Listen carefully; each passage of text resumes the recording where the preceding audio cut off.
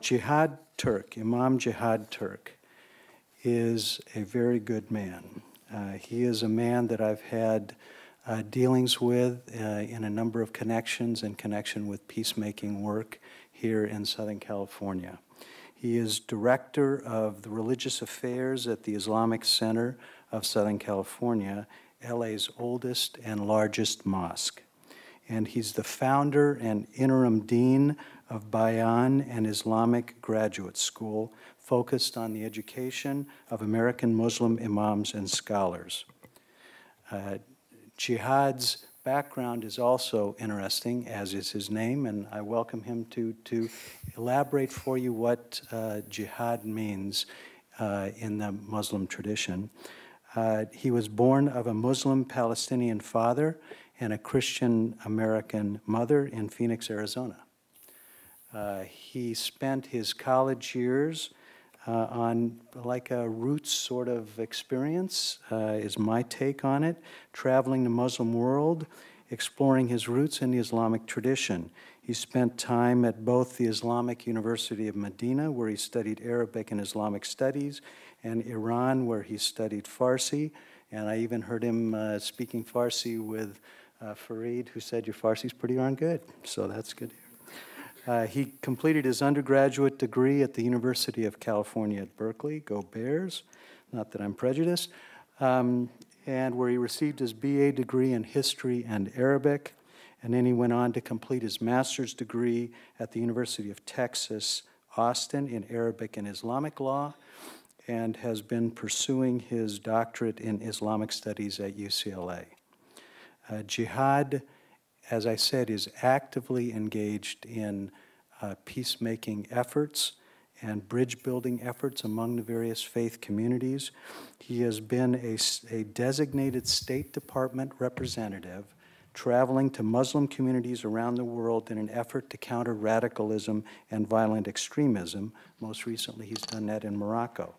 He serves on the Counterterrorism Advisory Board to the Deputy Chief of the LA Police Department, and on the Advisory Council to the President of the University of California for dealing with issues of campus climate, culture, and inclusion.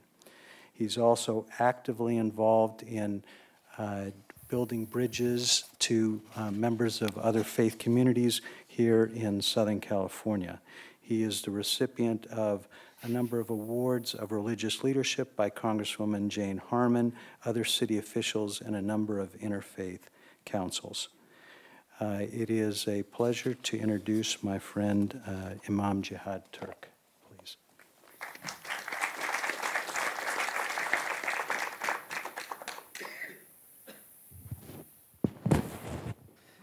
And that concludes my time with you this evening.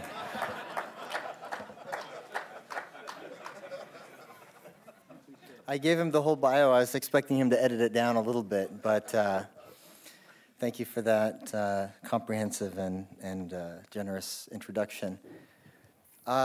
First of all, you might think it's very appropriate to invite Jihad to speak about extremism, so here I am. You know, I'm an Arizona kid. I grew up in Arizona, Phoenix. There wasn't a lot of diversity where I grew up. I'm 40 now, I grew up in the 70s and 80s. And at that time, you were either black, white, or Mexican. There wasn't really a third option. And so people just thought I had an exotic Oaxacan name. Jihad. So wasn't a lot of awareness. Jihad didn't, you know, it was before 9/11, before all of that. I remember a very traumatic experience when I was in high school. And you know, I was a typical kid, football, you know, I was even a homecoming king. I was well-liked in school. But then I remember there was this terrible incident. My father used to watch the international news, and I remember coming home and the terrible tragedy of the Marine barracks being bombed by someone from a group called Islamic Jihad. And, you know, I was on the one hand, I was grieving about our soldiers being killed in Lebanon, and then to have that associated with my name, I was terrified to go to school the next day. But I was guiltily relieved to know that no one in the school watched the news, and I never heard a word about it, ever. And, you know, life went on. So it's kind of an unfortunate circumstance that we're, as Americans, generally speaking, not of course this crowd here, but we're generally not that aware of events outside of our own borders. I think it was, I forget which group did the poll of U.S. juniors in high school who to identify Canada on the map of the world without names on them. 60% of U.S. high school juniors could not identify Canada on the map. So we have an issue of awareness and et cetera. But it was in that environment that I grew up with a Christian mom, a Muslim father, and it wasn't really from political angle or anything else, but it was really from just a personal spiritual journey point of view with a foot in each tradition. When I became of age, 16, 17, I started exploring what's religion about, what is God, the nature of truth and happiness and reality. And so I began studying and reading, and it just became my interest. And in part because my parents at that time were going through a divorce. And so I started asking maybe those questions earlier than many people do in life.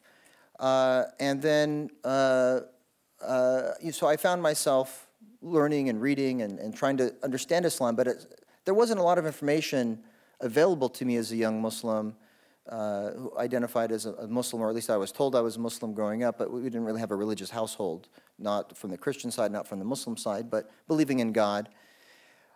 So I began sort of reading and trying to figure it out on my own. And the local mosque, there was an extreme point of view, not a violent religious one, but a rather sort of black and white, literalist approach to religion that just didn't resonate with me. But I had the good fortune of studying, coming across someone who was actually a clerk for the Supreme Court of Arizona at the time, graduate of Yale and of Penn Law School, and was there. He was a friend of a family, and he was a scholar of Islamic law. His name is Khalid Abu Fadl. He's a professor of UCLA School of Law. And so I studied with him, got to know the religion in a more nuanced way, understand philosophy and history, and it was sophisticated and appealing, but I didn't know the language. So after my freshman year, actually at Arizona State University, I had applied for and received a scholarship to study at the Islamic University in Medina, primarily to learn Arabic. But while I was there, I had the opportunity to really understand the religion as it's approached by people with a very narrow-minded point of view. I won't whitewash it. The Wahhabi point of view. It's a very narrow, literalist, anti-intellectual point of view, and it's a puritanical point of view that I kind of knew what I was getting into, but I was committed to learning the language, and I had the scholarship to go and study there, so I took the opportunity.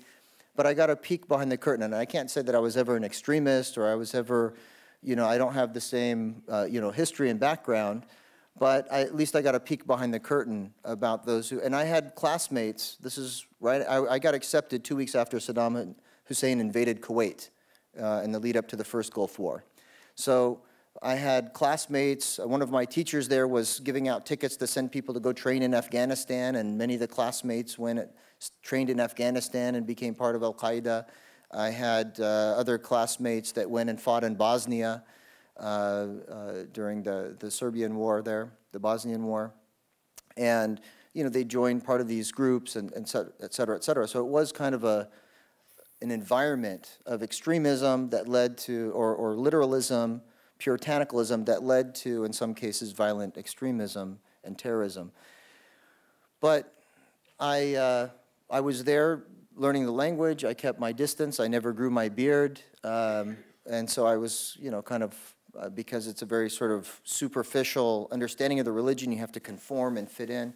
I was kind of left alone, and I brought my stack of books, and I was a very studious kind of person.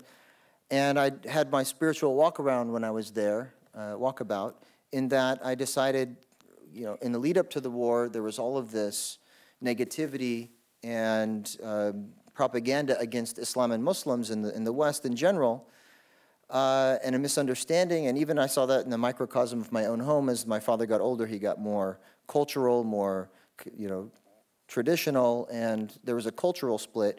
But having a foot in each tradition, culturally, religiously, I thought, well, let me try and come back to the United States. I'm American. This is my culture. This is my land.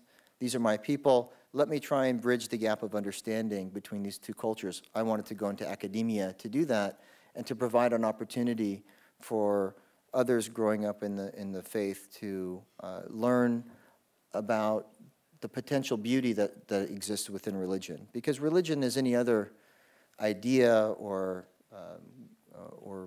organization, can be used to excite people towards violence and hatred, or it can be used to inspire people and enlighten people and to try and make people better, to realize our full humanity and be tolerant and respectful of others. So I came back and pursued my education, as was indicated in my introduction. And while I was at Berkeley in undergrad, I knew that going to graduate school, I would have to learn a second Middle Eastern language, and I figured there's nothing like living in the land of the language and picking it up through immersion. So I decided to travel to Iran in 1994-95, studied there for an academic year, and or actually I was only there for about 6 months. Persian's relatively easier than Arabic, and traveled around the country, got a sense of it, etc., and came back, went on to graduate school, etc. But I also got a peek about Iranian society, and there are extremists in Iran, and the government there, and what I saw in Iran was an unholy merger between religion and government. It made me appreciate my roots as an American, how good we have it here with the separation of religion and state, and the inherent checks and balances that come with allowing everyone to have a voice, to let the laws that are elaborated, first and fundamentally protect the rights of all, but also beyond that, then reflect the sentiments of the community at large through legislation and voting, et cetera. So we have a good system here, but when it's merged in the form of a government or in a political movement, as in the case of Hamas, and I'm not a fan, religion it's bad religion, in my opinion. And religion becomes a tool, a medium to motivate people to do evil. There was a great movie that I think encapsulates the mentality, the psychology of religious extremism in the case of the Islamic faith. It was a movie called Paradise Now. Has anyone seen the movie Paradise Now? I think it was Oscar nominated or Golden Globes nominated a few years ago. No one has seen it. Did it win an Oscar? Oh, so it might have won the Oscar. So Paradise Now. It portrayed the story of two potential suicide bombers. And similar to the comments of our keynote speaker, Musab, you get a clear sense of the honor-shame society that, I guess, characterizes many of the lands to which Islam spread.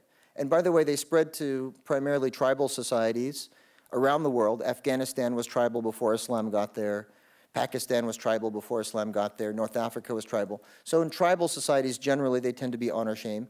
And religion, when it's done right, can elevate the society. But unfortunately, honor killings, this honor-shame, all of this, in my opinion, is rooted in in values that are held more deeply than religion. Even as a person of religion, I want to say, oh, religion is the most important factor in most people's lives. It's not. I think we value our reputation, finances, other things more importantly than we do religion and faith for most people. But in any case, in this story, you see these two potential suicide bombers. One is from a family that has shame over it. For the father was assassinated by the other Palestinians for being a collaborator with Israel, and so he had shame over his family. And so he thought to bring honor to his family, he needed to become a suicide bomber. And the other one was from a not so well-respected family or known family, and so they were recruited, they were friends, they were recruited to go and blow themselves up on a bus in Israel. And the heroine of the movie was the daughter of a martyr, someone who was killed fighting against the Israelis in some time past, and she was held in high esteem. So she came from a position of honor and of privilege. And she was the heroine because when she found out about the plot, she was kind of had a romantic relationship with one of the gentlemen. When she found out what was happening, she went and tried to talk them out of it and spoke very powerfully against this mentality of tit for tat and honor shame and of killing innocent civilians and the cycle of violence, etc., all of which are sociological values. And religion is used and invoked, but quite frankly, the leaders who have the vision and all of that and use it to send other people, they themselves don't go and blow people up. They send these young kids who are ignorant, quite frankly, and under pressure from other aspects of society to go and do it. So the heroine of the movie was someone who was coming from a position of honor, and from that position, she could then speak out and have that respect of the society. So in my estimation, religion, when done right, can be used as a force for good and transformation in society, and can be used to touch the moral conscience of humanity, to draw us together to work for that common good. And that's why I co-founded the first American Islamic Graduate School here to train American Muslim imams, alongside a Christian seminary and a Jewish seminary. And we're doing so in the city of Claremont because we want to reclaim the voice for religion as a force for good in the world, and to combat the way it's currently being used in the world as a force for conflict and death. We want to invoke religion and the theology of religion as a theology of life, not as a theology of death. Thank you very much.